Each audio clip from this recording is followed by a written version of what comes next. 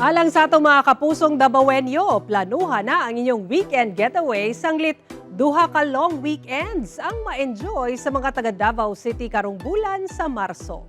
Kini human gideklara sa Malacañang special non-working holiday karong Lunes, March 16, isip araw ng pasasalamat subay sa pagsaulog sa 89th araw ng Davao.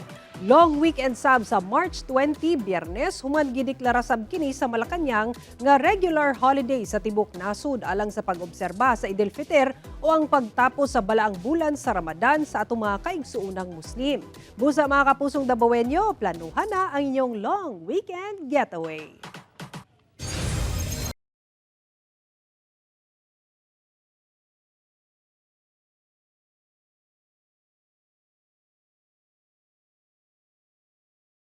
Natuman matud pa sa Independent Commission on Infrastructure kon ICI ang ilang tubong sa pag-imbestiga sa mga anomalya sa flood control projects sumala ni Pangulong Bongbong Marcos. Apan sa kabahin ni Vice President Sara Duterte, walay sinseridad ang administrasyon nga imbestigahan ug ipapriso ang tanang nalambigit sa korupsyon sa gobyerno. Ang detalye sa report ni Argil Relator. Adlang Webes diyang gi-turn over na sa Independent Commission on Infrastructure ngadto sa Office of the Ombudsman ang duha ka track nga gidaghanon sa mga dokumento labot sa ilang investigasyon sa aligasyong mga anomalya sa flood control projects sa nagkadaiyang lugar sa nasud. Setyembre sa milabay nga tuig diyang gimugna ni Pangulong Bongbong Marcos ang ICI isip usa ka non-partisan fact-finding body nga mao'y mangulo sa investigasyon sa giingong mga anomalya sa mga infrastructure project. Apan wala magdugay, usa-usa nga nag-resign ang mga miyembro sa ICI ug ang chairman na lang nga si former Supreme Court Associate Justice Andres Reyes Jr. ang nabilin. Dihang gipangutana si PBBM kung i-abolish o magbutang og laing mga personalidad sa nabakanteng posisyon sa ICI. Well, right now, what the ICI is doing is that they are collating all of their findings because dadalhin nila, syempre they're also writing their final report. I think baka tapos na. But they, essentially, the ICI itself has made a determination that much of their work has already been done. Human na pa sa report sa Ombudsman, tan-awon pa kuno kung unsa pa ang mabuhat sa ICI. Sa kabahin ni Vice President Sara Duterte, hangtod karon wala pa'y nasilutan sa mga giingong anomalya nga nahitabo sa gobyerno. Well, mag-iisang taon na rin yan, ma'am. Simula nung sinabi ng dati ni Pangulong Marcos na mahiya naman kayo. No? Mag-iisang taon na yan. Hanggang ngayon, wala pa rin nananagot sa flood control scandal, sa katiwalian na nangyari sa 2023, 2024 at 2025 budget.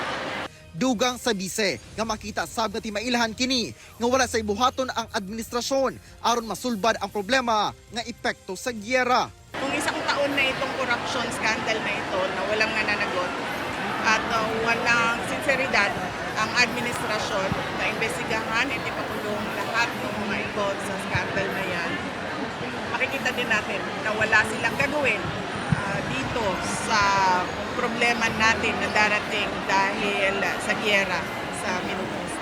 Kauban si Melchor Awing sa kamera. Ako si Argil Relator. 1 Mindanao.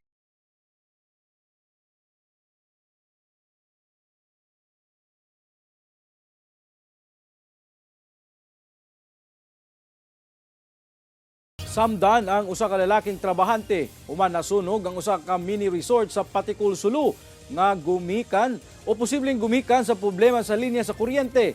BFP adunay pahimangno kalabot sa overloading ug paggamit sa baratuhon nga electrical wire.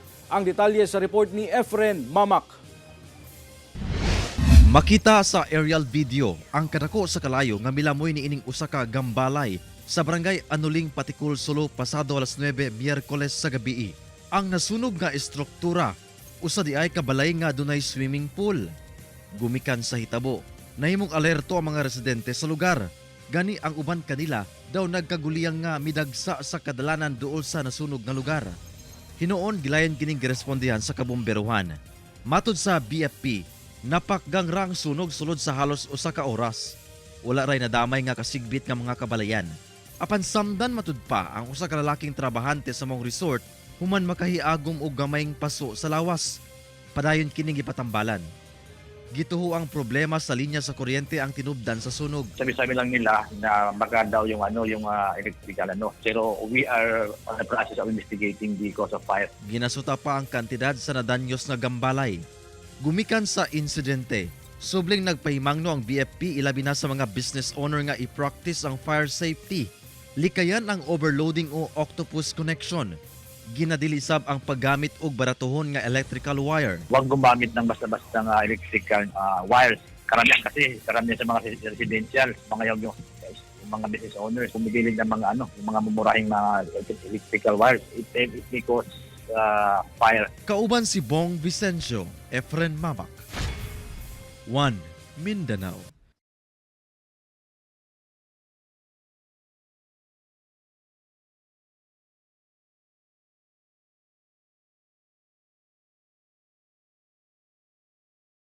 Mga trucker nga naga-deliver o mga produkto sa Butuan City, miundang una sa pagbiyahe kay malugi tungod sa taas nga presyo sa lana. Ani ang report? Makita ang pipila ka mga motorista nga padayong nagapatubil sa mga gasolinahan sa Butuan City luyo sa mahal nga presyo sa lana. Nagadula na karon sa kapin 70 hangtod halos 90 pesos ang kada litro sa mga produktong petrolyo sa mga gasolinahan sa syudad. Busa ang pipila ka trucker, temporaryong miundang sa pagbiyahe. Sumala ni Rauzil Karampatana, ang kanhi SK Federation President sa Butuan City nga dunay howling business. Mialma na silang mga trucker sa kamahal sa presyo sa lana. Mao nga mi-standby una sila aron makameno sa gasto sa pagbiyahe. Siguro masabtan na po ni namo tungod kay halos tanan man po na gasoline station o atong mga lumulupyo karon ang kapahulay tungod ani pagpalabay sa krisis. Dako umatod pa kini og epekto kanila nga mga negosyante. Imbis ang ginadaginot naton og gagmay na mga ginansya ato na lang gyud siyang ginasave tungod kay sa pagsaka sa krudo dili man po pwede nga pasak-an po no ang atong presyo sa pag-deliver no. Lakip sab sa apektado ang ubang driver nga igo na lang daw sa pag-anto sa karon tungod sa maong krisis. Ako bilang ito kay sila na po lang tuloy sa mga trabaho, sila po lang take up po sa mga driver. Sara Hilomen Velasco, 1. Mindanao.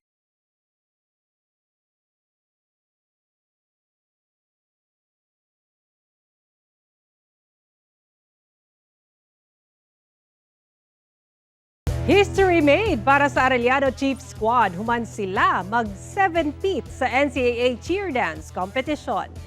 Karong Season 101, subling gipakita sa Arellano ang ilang kahana sa managlahing stunts. Ang ilang way to victory, communication ug teamwork sumala sa ilang team captain. Gitodo na daw nila karong season aron subling masakmit ang kampyonato. Second place ang Perpetual Altas Perp Squad, samtang third place ang Letran Cheering Squad.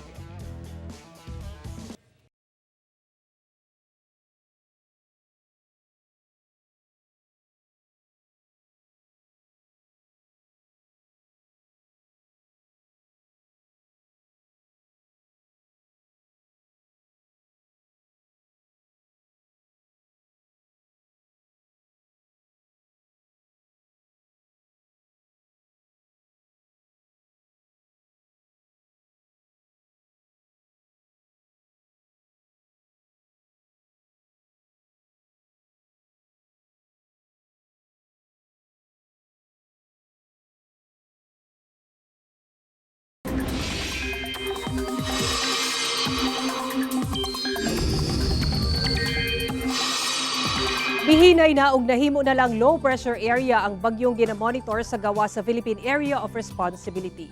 Hinuon wala pa sab kini epekto sa panahon sa nasod ug wala nagipaabot ang pagsulod niini sa PAR. Samtang padayon ang epekto sa hanging amihan sa Luzon ug Visayas, busa lauman gihapon ang bugnong panahon ug hangin lakip ang mapanganurong kalangitan nga dunay mga pag-ulan.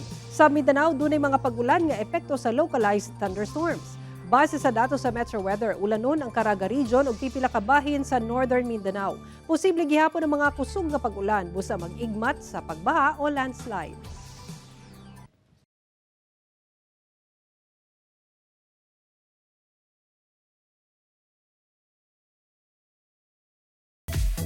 Usa ka makatandog nga istorya na sab ang makita sa magpakailanman ugma. Kini ang istorya sa gugma sa usa ka amo ug sa iyang kasambahay. Giuluhan kini nga Amo Ko, Mahal Ko nga gibidahan ni Raymond Bagatsing ug Katrina Halili. At ang iyang ilang makatandog nga istorya sa magpakailanman ugma March 14, 8:15 p.m. sa GMA.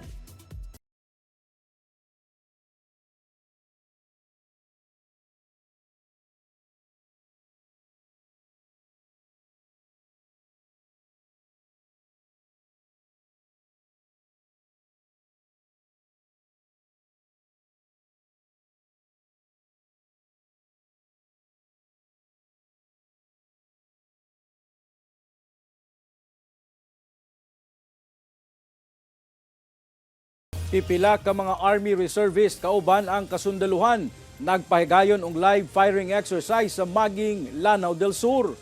Tulo ka adlaw nga training og live firing exercise ang gipahigayon sa 11th Field Artillery Battalion sa mga military reservist personnel gikan sa Iligan City ug Lanao del Sur. Kini aron masuta ang kaandam sa mga Army Reserve kung tawago na ang ilang serbisyo sa nasod gawa sa aktual nga paggamit sa mga high-powered firearm, combat maneuvering ug map reading. Gitudluan sab sila kung saan paggamit ang mga long-range capability sa kasundaluhan sama na lamang sa 105 howitzer cannon na nawagan ang kasundaluhan sa mga buot mo serbisyo sa nasod pinaagi sa pag-apil sa Army Reserve Program sa AFP. Hindi makalimutan ng ating sundalo ang procedure na gagawin nila pagdating ng fire mission.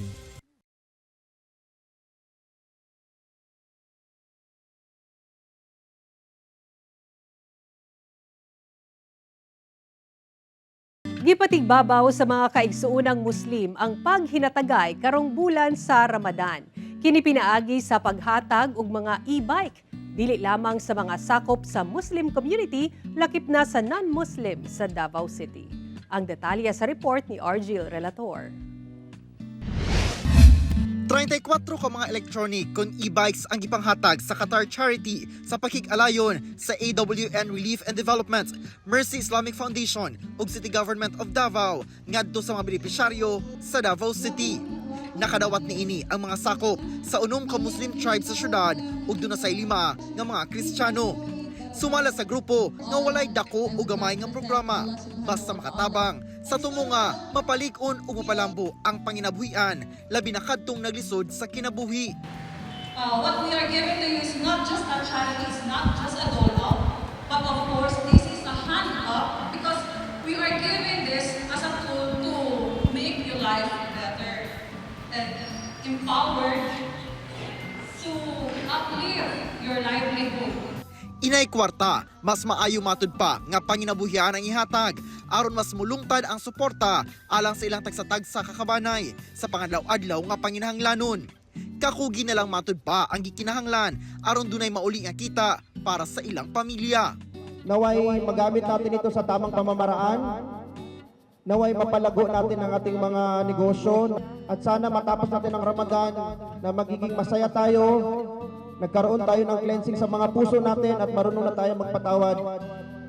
Nagpaabot sab sa ilang pasalamat ang mga benepisyaryo sanglit dako kining tabang kanila. Kauban si Jojo Solarte sa kamera. Ako si Argil Relator. 1 Mindanao.